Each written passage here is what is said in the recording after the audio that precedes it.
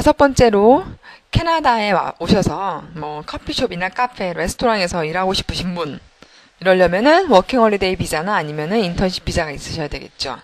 이런 분들 중에서 이렇게 실제 일을 하고 싶으신 분들이나 아니면 뭐 학생 비자나 관광 비자로 어학을 공부하러 오신 분들 중에서 뭐 저는 하스피탈리티 분야에 관심이 있어요. 저는 영어를 너무 많이 공부해서 이제 조금 재미있는 프로그램 들어보고 싶어요. 이런 분들을 위해서 저희가 제공하는 별도의 과정이 있습니다. 그래서 이 과정에 대해서 설명을 드리도록 할게요. 보시면 이 과정 이름은 영어는 영어인데 hospitality를 위한 영어에서 English for Hospitality 이렇게 되어 있는 거예요. 이거는 방금 말씀드렸던 이런 목적을 가지고 계신 분들한테 적합하다고 보실 수 있고요. 수업 기간은 굉장히 짧아요. 다 4주 동안 공부하실 수 있는 거예요. 그래서 오전 수업 시간에 일반 영어 과정을 듣거나 아니면은 비즈니스 영어 과정을 들으면서 오후에 선택 수업으로 이 English for Hospitality 과정을 들으실 수 있다고 보면 돼요. 그렇기 때문에 이 과정은 오후 시간에 선택 수업으로 제공이 된다는 거 확인하실 수가 있고요. 이 과정은 짧게는 운영이 되지만 시작하는 날짜가 정해져 있어요. 일률적인 그 커리큘럼대로 진행을 해야 되기 때문에 시작하면은 4주를 이 과정으로 필수적으로 들으셔야 되고요.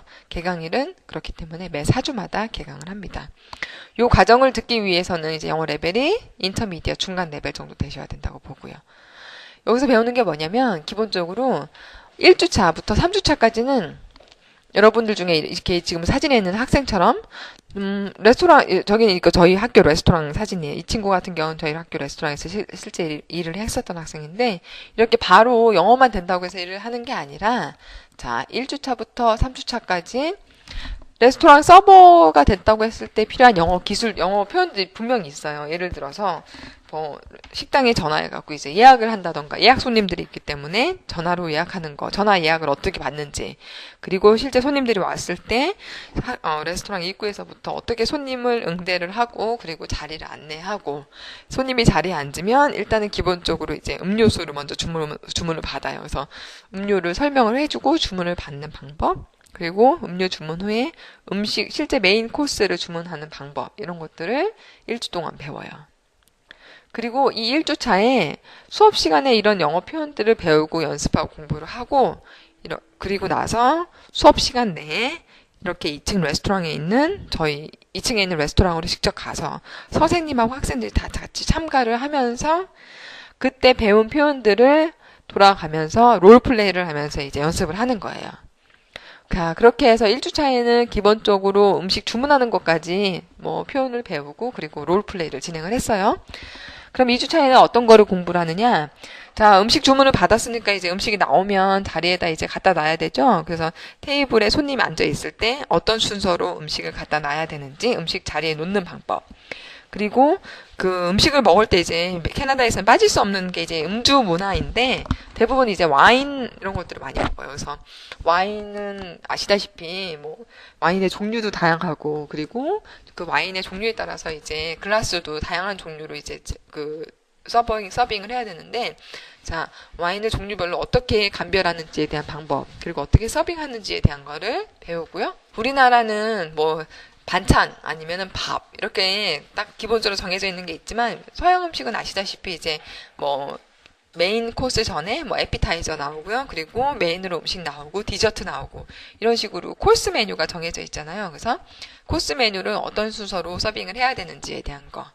그리고 식당 같은 경우에 이제 음식을 먹다 보면 손님들이 음식을 맛있어 하는 경우도 있지만 물론 그렇지 않고 이제 음식에 대한 컴플레인이나 이제 서비스에 대해서 컴플레인하는 경우들이 생겨요. 그러면 그런 경우가 발생을 했을 때 어떻게 대처를 해야 되는지에 대한 방법을 2주차에 다 배웁니다.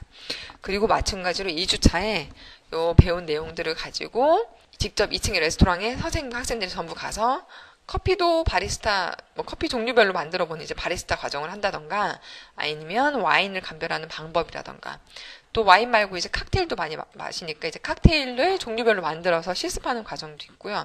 그리고 접시라던가 이런 식기구를 놓는 방법도 직접 2층 레스토랑에서 실습을 진행합니다. 자, 이게 2주차에 대한 커리큘럼이에요. 자, 그리고 3주차에는 음식을 다 먹었어요.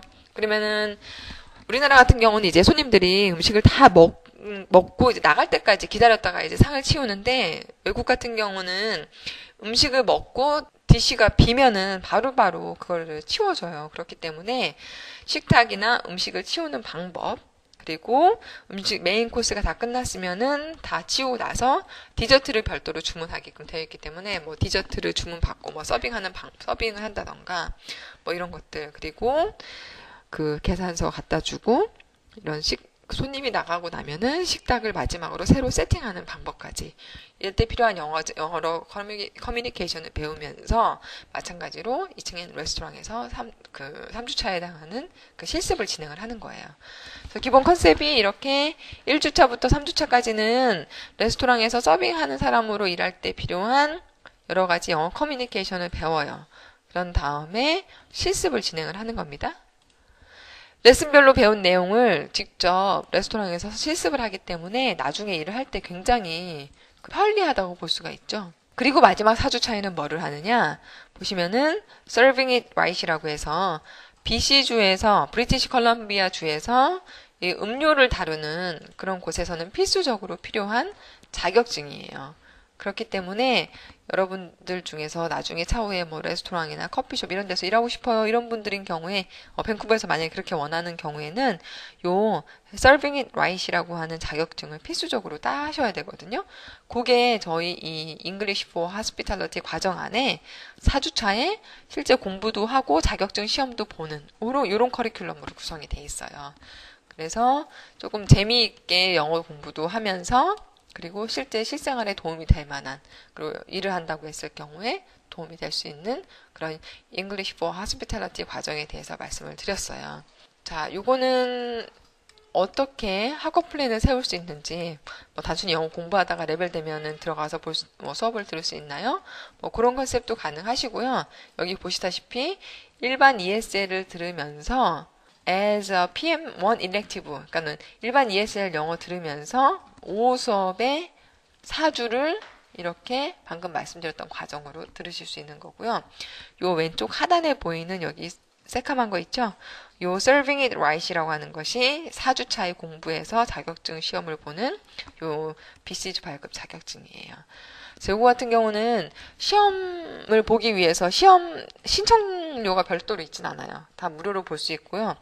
대신 요 Serving It Right이라고 하는 요 자격증 자체가 운전면허증 같이, 우리나라 운전면허증 같이 이렇게 발급이 가능해요. 플라스틱 카드로. 그래서 이 카드를 시험을 패스해서 이 카드를 발급 받고 싶으신 분들의 경우에 한해서 40불의 비용을 현지에서 지불하시면 이 카드가 자기 이름이 딱 찍혀서 나오는 거라고 보시면 돼요. 자, 여기까지 좀 특이한 과정으로 해서 여러분들이 좀 재미있게 영어를 배우거나 아니면 실제 일을 한다고 했을 때 필요한 영어 과정, English for Hospitality 과정에 대해서 설명해 드렸습니다.